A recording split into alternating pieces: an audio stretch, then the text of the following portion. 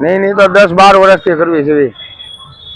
મારું નામ અલારકભાઈ છે. અહીંયા હાલીની લારી છે ને દર જુમ્માએ હું અહીંયા જમાડું છું બધાને.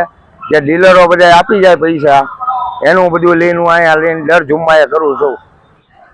આ છે ભાવનગરના અલારકભાઈ, જે નિરાધાર અને નિસહાય લોકો માટે દર શુક્રવારે લોકો જે તેમને પૈસા આપે તે પૈસાનું જમવાનું બનાવીને ગરીબ લોકોને જમાડે છે અને અલગ પ્રકારની સેવા ભાવનગરના આંબાચોક ખાતે જુમા મસ્જિદ પાસે કરે છે.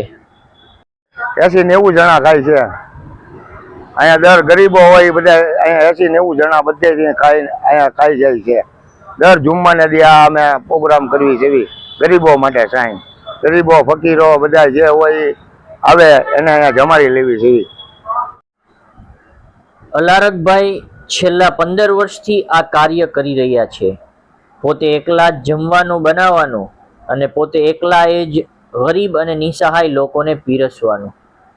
આ દર શુક્રવારનું અલારકભાઈનું કામ છે. શુક્રવારે અલારકભાઈ ગમે તે કામ પડતું મૂકીને આ કામમાં લાગી જાય. કોઈ આવીને એમ કહી જાય કે આજ મારા તરફથી બનાવજો, એના તરફથી બનાવી દેવી. અત્યારે એક ભાઈ કહી ગયા છે કે 4 જુમ્મા મારું 4 શુક્રવારથી મારું કરજો. એનું અત્યારે અમે 4 શુક્રવારથી કરવી છે. આ 4 જુમ્મા બાદ ગમે એ કોઈ અલ્લાહનો બંદો આવ્યો હોય એ એમ કે ભાઈ મારું બનાવી નાખજો ને ખવડાવી દેજો. એ રીતનો કરાવી દેવી છે ને 3500 રૂપિયા 3000 રૂપિયાનો ખર્ચો આવે છે. ને હિન્દુ મુસલમાન બધા અહીંયા ખાવા આવે છે ને મુસાફિર બહારના હોય એ અહીંયા ખાઈ લે છે. હું અહીંયા કોઈ જાતનો નાથ ભેદભાવ નહીં, ગમે એ માંગે એને આપી દેવાનું, જમાડી લેવાનું કામ એ અમારું છે. હિન્દુ મુસ્લિમ સમાજના ભેદભાવ વગર અલારકભાઈ ફક્ત ગરીબ લોકોને જમાડવાનું કામ કરે છે.